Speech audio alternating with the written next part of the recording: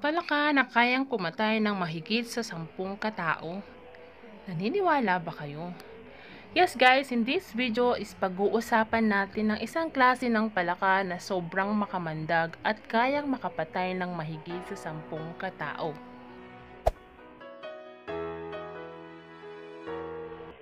Para batiin ang bagong taon, mayroong maraming mga kulay at simbolo na dapat nadalhin sa bahay. Dahil ang mga ito ay pandekorasyon ng mga enhancer na nagsisiguro na everything auspicious ay mapa sa iyo. Ating simulan sa mga lucky symbols. Number 1. Red lanterns.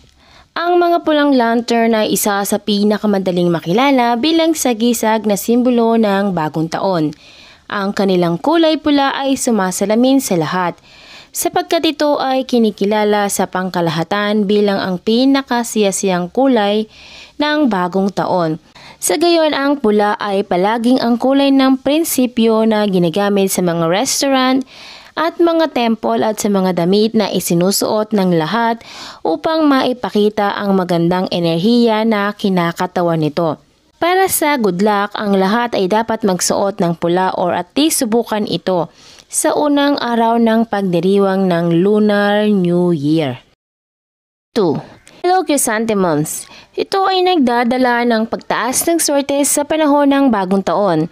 Ito ang oras ng taon na kung saan ang mga kulay dilaw, ang uri na halos hangganan ng ginto ay nagdudulot ng kapansin-pansing pagtaas ng swerte ng kasaganaan. Ang bulaklak mismo ay kapansin-pansin din dahil sa kadalasang napupuno ito ng maraming mga petals. Kung mayroon kang isang altar sa iyong tahanan, ang paglalagay ng mga dilaw na namumulaklak na ito bilang mga handog sa iyong mga Diyos or Buddha sa loob ng 15 araw ng Lunar New Year ay very auspicious. 3. Kumquat orange plant. Ang kumquat orange na halaman ang simbolo ng ginto sa bahay at ngayong 2020, ang mga maraming palumpong na halaman na studded bright juicy ng kumquats ay nagsisiguro na ang swerte ng kayamanan ay maaakit sa bahay. Maglagay ng isang pares ng mga halaman na ito flanking sa iyong pintuan sa loob o sa labas ng iyong bahay. Ang kulay na kahel dito ay maaring maging mas malapit sa pula o dilaw. Pero ang parehong mga kulay na ito ay itinuturing na auspicious, lalo na sa unang 15 days ng bagong taon. Number 4. Gold on red calligraphy na ginagawa sa mga plake o sa art ng papel na bigas sa auspicious rhyming couplets na may master brush stroke ay welcome din during bagong taon. Ang gintong tinta ay itinuturing na napaka-espesyal dahil ito ay nagpapahiwatig ng kulay na naipon na kayamanan.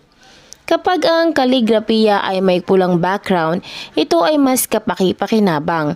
Ang paggamit ng mga auspicious na mga salita ay naging tanyag sa China sa loob ng maraming siglo. Sa mga Inchik, ang salitang dobleng kaligayahan o Hei ay itinuturing na napakalakas sa pag-akit ng mabuting swerte sa pag-aasawa.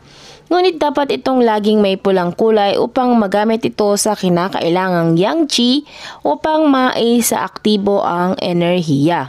Number 5. Pink at white blossom upang ipahiwatig ang pagdating ng tagsibol. Ito ay isa sa pinakamahalaga at makulay na mga masasayang simbolo dahil mayroon itong maraming mga layer na swerteng kahulugan. Kilala sila sa mga Chino bilang tatlong kaibigan ng taglamig, ang plum, pine at bamboo.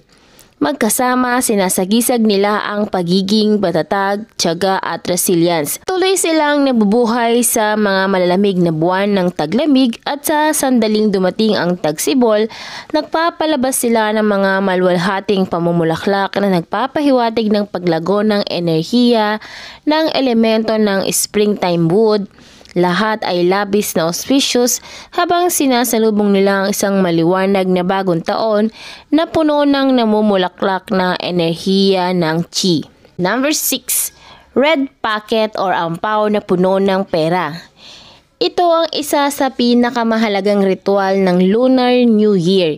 Ito ay kapag inilalagay ang pera sa loob ng isang nakakaakit na dinisenyo na pulang paket na ibibigay sa lahat ng mga bata at mga unmarried na kamag-anak ng pamilya na bumibisita sa iyong tahanan upang hilingin para sa iyo ang isang maunlad na bagong taon. Sa mga unang araw, itinuturing na napakasiya-siya para sa tatanggap na makakatanggap ng isang pulang paket ng pera mula sa mga nakatatandang miyembro ng pamilya at mula sa boss. Ang halaga na inilalagay sa loob ng paket ay hindi mahalaga kundi ang sentimento nito sa likod ng pagbibigay. Maipapayo na maglagay ng even-numbered na halaga sa loob ng pulang paket at mas kapaki-pakinabang kapag ang mga makabuluhang salita ay nakalimbag sa kulay ginto at ang paket mismo ay isang maliwanag na vermilion red. Maaari mong gamitin ang anumang maswerteng simbolo upang palamutihan ang iyong maswerteng paket ng pera hanggat ang paket ay pula sa kulay. Ang paggamit ng anumang iba pang kulay ay itinuturing na unlucky, kahit na ang taon ay itinuturing na ang ibang pangkulay ay magiging maswerte. Tandaan na sa panahon ng Lunar New Year, gumamit ng pula bilang kulay ng background at ginto bilang pangalawang kulay at magkakaroon ka ng isang maswerteng taon. Narito naman ang mga lucky colors ng Lunar New Year. Sa Chinese metaphysics, mayroong 5 pangunahing kulay na nagpapahiwatig ng 5 elemento, ang 5 mga planeta at ang 5 direksyon ng hilaga, timog, silangan, west at center. Number 1. Berde. Para sa 2020, ang kulay berde ay very auspicious dahil sumisimbolo ito ng kulay na nagpapalakas sa wind horse ng taon. Sa gayon, nagdadala ng malakas na swerte ng tagumpay. Para sa halos lahat ng mga zodiac sign, ang kulay berde ay magiging napakamapalad sa 2020. Tandaan na ang kulay berde ay sumisimbolo sa panahon ng tagsibol at tumatayo para sa matatag at malusog na paglago ng chi energy. Napakahalaga nito dahil ang taon ng 2020 ay nagsisimula bago magsimula ang Lapchun, ang unang araw ng tagsibol. Ang berde ay ang kulay ng wood at dahil ang wood ang elemento ng mapagkukunan ngayong 2020, berde din ang kulay ng tagumpay. Ipinapahiwatig din ng green ang pagkilos at pagsusuot ng berde ay gumagawa ng isang pakiramdam na masigla at nakatuon sa aksyon. At ang maswerteng gemstone na nauugnay sa berde ay ang green jade. Ang green jade ay nagdudulot ng mahusay na kapalaran sa mga nagsusuot nito malapit sa kanilang mga katawan, lalo na kapag isinuot ito bilang bangle sa kamay na malapit sa pulso points sa kamay. Tandaan na dahil ang berde ay very auspicious sa 2020, napakapakinabang kung magsusod ka ng jade ngayong 2020, isang pulseras na jade. Pangalawang kulay ang red. Para sa 2020, ang kulay pula ay maswerte dahil nagdadala ito ng pagkakaibigan at swerte sa networking. Tandaan na ang pula ang kulay na nauugnay sa planetang Mars. Habang ang kulay pula ay kinikilala sa buong mundo bilang isang napakahalaga at auspicious na kulay, mahalaga na hindi ma-overuse ang paggamit ng kulay na ito. Bagaman ang pagsusuot na pula ay napakaswerte talaga, ang pagpipinta naman sa buong bahay na pula ay ibang usapan na. Kapag ang enerhiya ng fire ay nagiging labis, maaari itong maging destructive. Ang red ay palaging pinapaboran para sa bagong taon, para sa mga kasalan at para sa pagdiriwang ng mga kaganapan sa kaligayahan, tulad ng pagdiriwang ng buwan ng isang bagong panganak na sanggol at kaarawan para sa mga patriarch at matriarchs, at sa nasabing mga kaganapan, ang yanchi ng kulay pula ay makakakuha ng aktibo, nakakaakit ng magandang kapalaran. Ang pula din ang paboritong kulay ng mga temple at restaurant dahil pinaniniwalaang ito ang pinakamakapangyarihang kulay para sa pang-akit ng mga customer at kliyente. Muli, hindi dapat sobra-sobra ang paggamit ng pula kahit nasa mga pampublikong lugar na ito. Yellow. Ngayong 2020, ang kulay dilaw ay kumakatawan sa katalinuhan at pagkamalikhain. Ito ang kulay ng earth na nagdadala ng katatagan at pasensya at ginagawang isang saligan at makatotohanan sapagkat ang earth ay labis sa taong ito. Ang dilaw ay palaging isang marangal at mataas na uri ng kulay na nauugnay sa mga mandarins at korte. Ang mga inchik ay palaging pinararangalan ng kulay na ito na naiugnay ito sa imperial authority. Dilaw na kulay ng anak ng langit, kulay dilaw din ang kulay ng emperor. Ito rin ang kulay ng Yellow River na nagdadala ng kinakailangan tubig sa bukirin ng palay at butil. At ito rin ang kulay ng dakilang bansang China mismo. Number 4. White. Puti ang kulay na nauugnay sa elemento ng metal na ngayong 2020 ay ang elemento na nagpapahiwatig ng tagumpay ng kayamanan at pinansyal. Ang iba pang mga kulay na nauugnay sa elemento ng metal ay ang kulay abo at ginto.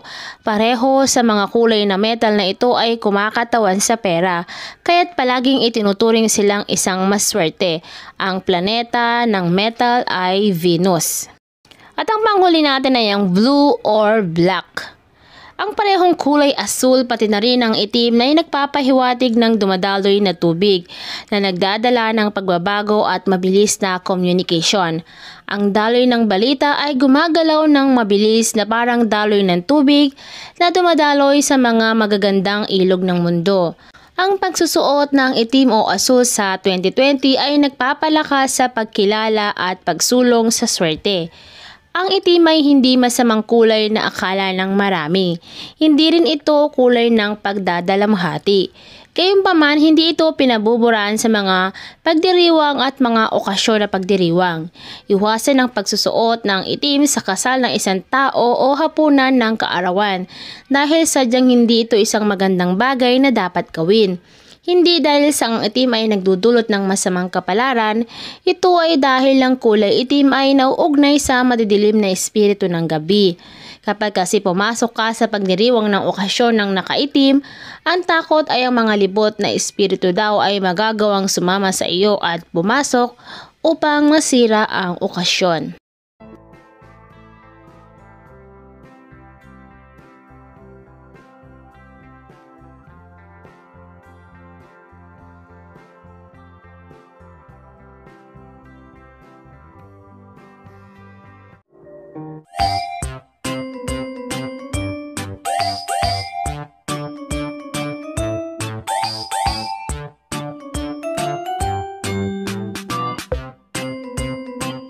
Dati ang aking buhay ay kulang sa sigla. Gandang taglay ko ay hindi nila makita. Ngunit nang ikaw ay makilala, ang beauty ko'y nililingon na. So pick and pack, shop till you drop. Sa isa shop, gaganda ang buhay. Pick and pack, shop till you drop. Sa isa shop, mundo'y magiging makulay. So pick and pack, shop till you drop. Sa isa shop, gaganda ang buhay. Pick and pack, shop till you drop. Sa isa shop, mundo'y magiging makulay. Mundo'y magiging makulay.